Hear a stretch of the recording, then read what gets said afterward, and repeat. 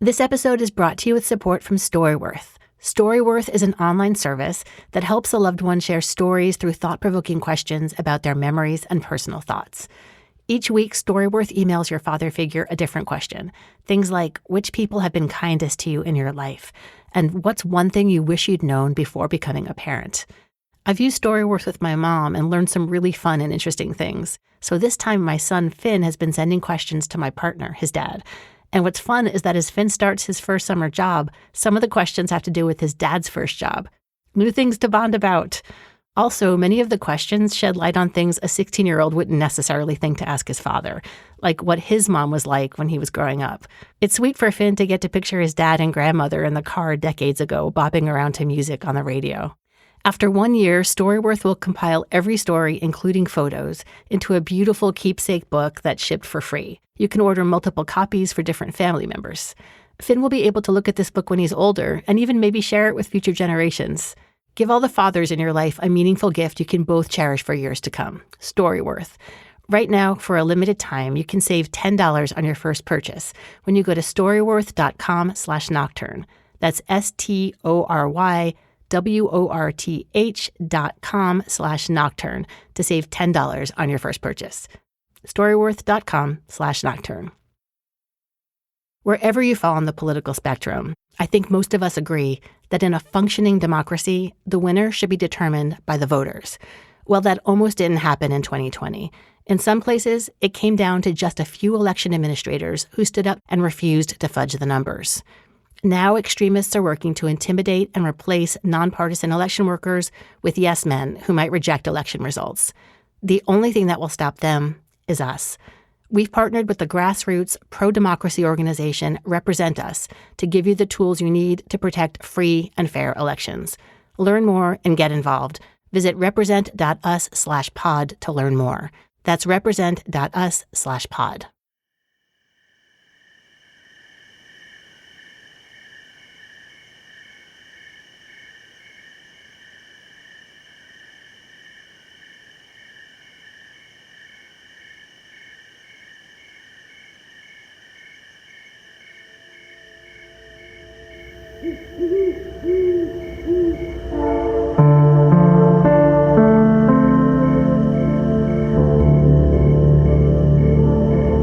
You're listening to Nocturne. I'm Vanessa Lowe.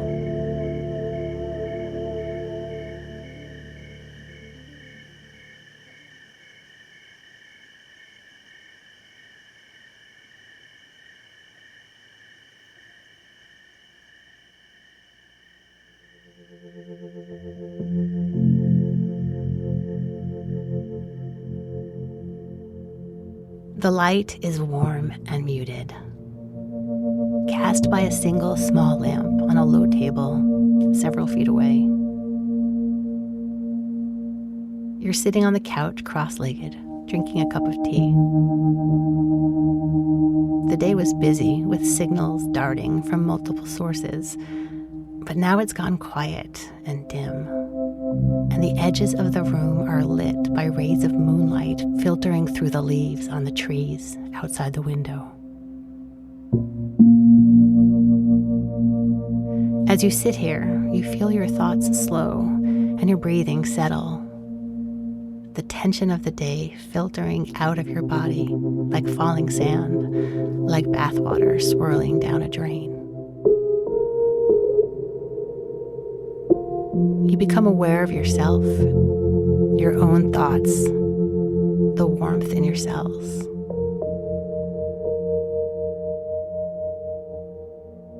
It's safe and toasty and quiet, and it's lovely sitting here in the fading light, alone. You savor it for several moments, letting the weight of the soft darkness ground you.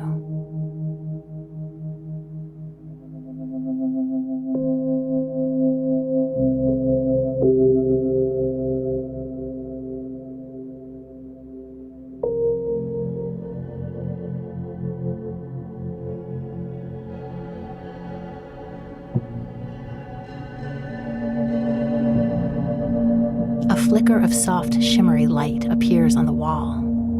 A small ray of moonlight glinting through the trees? It seems so at first, but the light dances and swirls and then gently shoots against the surface, as though fingers are prodding you, as though saying, "Do you see? There's something happening out here." The moonlight is lovely and easy inside this room, but out here it is alive with purpose. It has things to show you. You feel your pulse quicken, not with fear, but with excitement. You take a last sip of tea and place the mug on the table. You stand and put on the jacket hanging by the door and pick up your keys. You open the front door and take in the shadows dancing in front of the house. The wind is blowing the leaves every which way. You scan the street beyond the sidewalk, the parked cars partially illuminated by the high street light, the dark pavement reflecting a blurry radiance.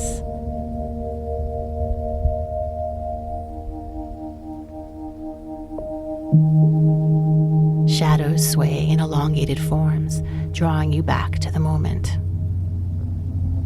You turn to the right and begin walking up the deserted sidewalk, past mostly unlit houses, an occasional small glow cast from within, remnants of wakefulness.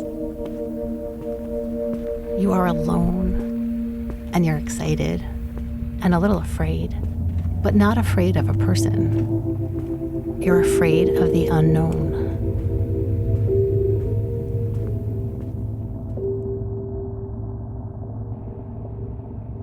Because this night feels strange and different. The darkness and the glittering bits of light are not as they usually appear, how they usually feel. The stars are more visible, and when you look up, they come forward and recede quickly one by one like tiny bits of glowing glass, and you hear them, but with your body, not with your ears. Their motion gently pulls you forward, and you walk up and up the hill into deeper darkness, and the deeper the dark, the heavier the sense of warmth in your stomach. Warm with sureness, warm with excitement. You walk and walk, and you've been walking for minutes, for hours, maybe for days, but you don't feel tired. The soles of your feet lift you with each step as though buoyant, like springy air-filled rubber, but grounded like the deep, spongy roots of a tree. You're walking in the darkness, not under it, but in it. It's like a fog or a mist. But it's clear and sure, and you breathe it into your body and hear it in your cells. It bathes your nervous system. And you continue to walk.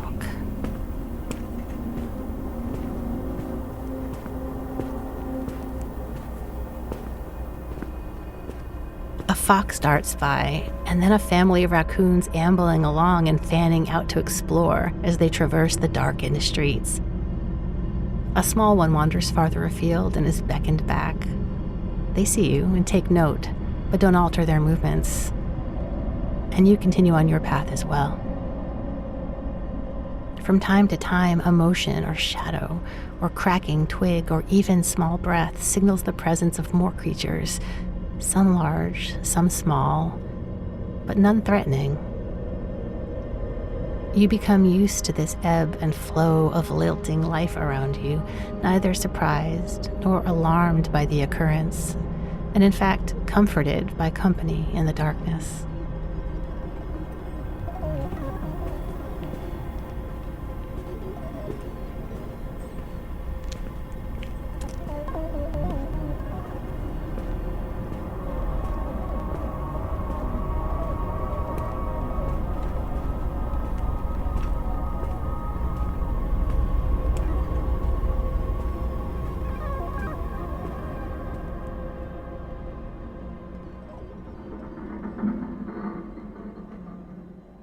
And then there's a sort of gate, partially covered with vines.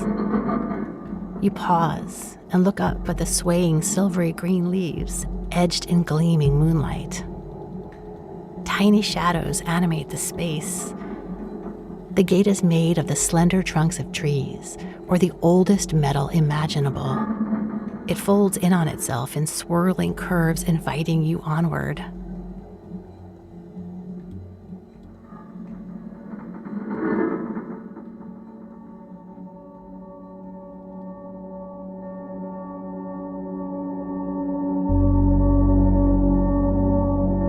The gate is open wide, and you feel that if you pass through it, you'll be further from home than you've ever known, further from everyone and everything that makes you feel safe. A thrill passes through your body. You are scared, of course you are, but this is good. You begin to walk. You pass through the gate. A vine brushes the side of your face. You feel a chill down the center of your body, a tingle of adrenaline, but also your steady breath, the solid beating of your heart.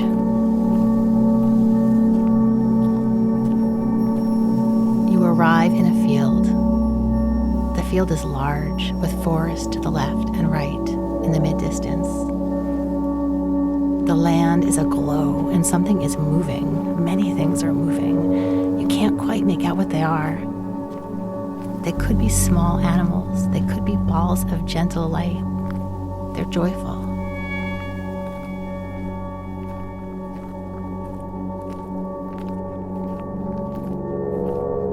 You continue to move forward through the undulating darkness, absorbing the feeling of it all around. The movement in the periphery scattering as you approach.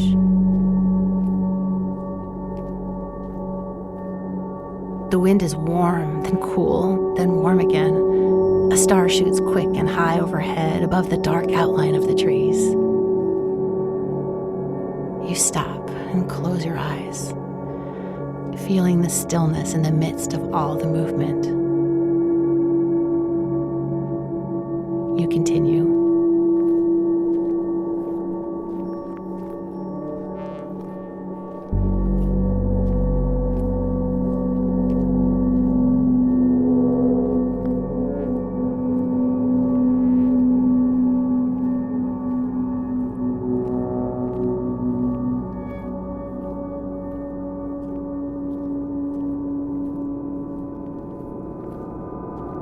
You've crossed the open space, and there's a dense wood before you. You have a memory of fear. Anything could be in there, you hear in your mind, as though from far away. You remember danger, warnings, but you can't feel the danger in your body.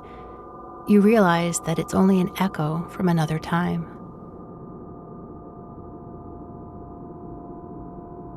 You step into the deeper darkness and lose all sight of the space around you. There are creatures, you can sense them, but there is no peril. Instead, the darkness seems to move closer. It circles around you. It rests itself on your body like a velvety, heavy cloth. It melds into the surface of your skin, filtering through the pores, and sinks down within. You stand still and breathe deeply and easily. Your eyes are wide open, taking in the dusky dark, like softness, like heaviness, clear and smooth, diffuse inky blackness that permeates and cleanses your mind, your senses, your heart.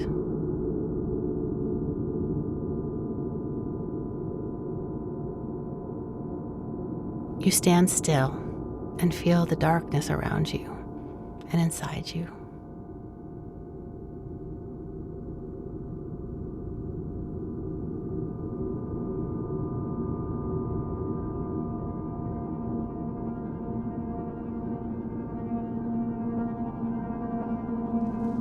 You hear a rustle to your side, slightly behind you and to the right. Curiosity bubbles up into your chest and spreads through your belly like laughter. You turn without thought and walk directly toward the sound, undeterred by the touch of thin branches and leaves as you move forward, unconcerned by the limit of your knowing.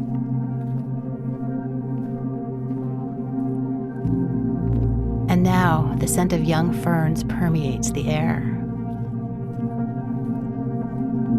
And now moonlight arrives through a canopy of arching trees above and casts tiny oscillating spotlights on a stream nestled by low, loamy banks. There's just enough gentle glow to navigate to the edge and cup your hands in starlight and drink the night deep into your being. You lie on your back on a moss-covered rock, hands behind your head, gazing upward at the infinite shimmering points of light in the black, in absolute comfort and also awe.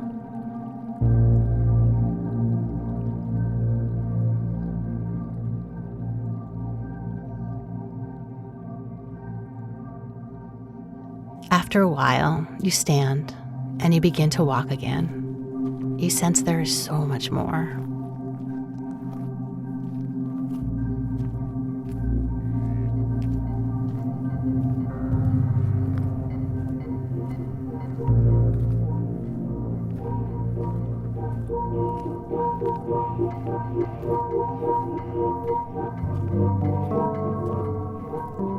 You continue onward, away from where you began, drawn forward into a living tunnel of arched boughs, the wind gently scattering branches, creating small, shifting windows, revealing soft flashes of moonlight, starlight.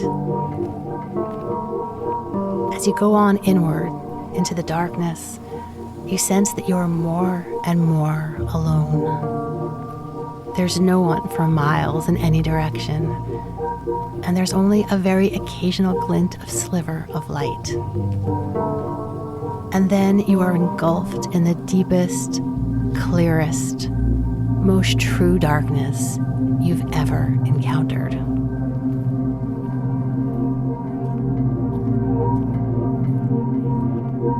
You feel your feet on the soft, solid earth and smell the living soil and plants. And then it's as though the ground has opened around you in an enormous earthen hollow, and you sink, but don't fall, into the star-filled everything that has no edge and no end. The quiet is both huge and infinitesimal.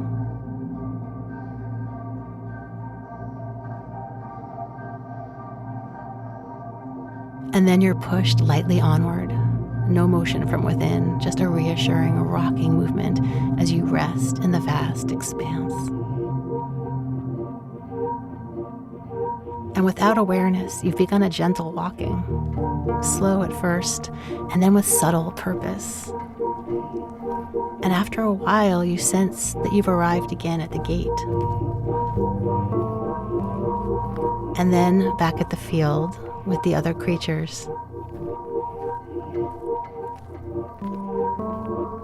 And then the presence of creatures moves away, and you feel your feet carrying you forward. And the wind once again rustles branches, and a cloud has shifted, and your house appears with a small, warm light glowing from within. You walk to the door, and you go inside, close the door behind you, and take off your jacket, and switch off the lamp.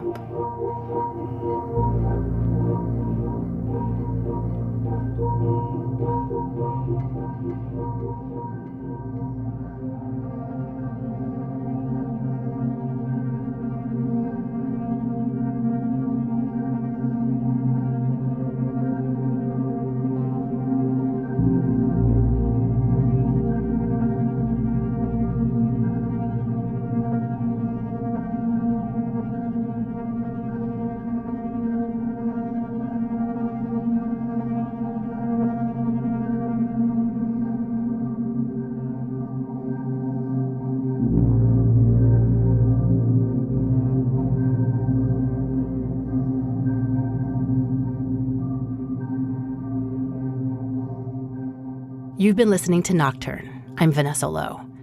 Nocturne is produced by me and was created by myself and Kent Sparling, who also composed the theme music. Support for this episode comes from Storyworth. Storyworth helps you share stories and memories. Give the dad in your life a meaningful gift you'll both cherish for years. Storyworth. And save $10 on your first purchase when you go to storyworth.com/nocturne. storyworth.com/nocturne. If you're still awake and listening, you might be wondering what kind of Nocturne episode you just heard. Well, it's multifaceted. I'd always imagined throwing in some fiction from time to time, but there's been such a wealth of great interview subjects that until now, I haven't been moved to create a fictional piece that takes you on a nighttime journey. But after the recent episode with Hannah Drake, entitled What Would You Do?, I couldn't stop thinking about what it would feel like to take a long walk through a dark, dark night without fear. So I decided to take myself on a walk like that with you, and this episode is the first of such walks. All the music is by Kent Sparling from his beautiful record entitled Leaf Spring. Finally, I'm imagining that some of you might decide to listen to this episode for sleep or relaxation. So in about 3 or 4 weeks, I'll be making a version without any extra talking before or after, and it will be available to all Patreon subscribers. You can become a patron of the show at patreon.com/nocturnepodcast. That's patreon.com/nocturnepodcast. Till next time, thanks for listening.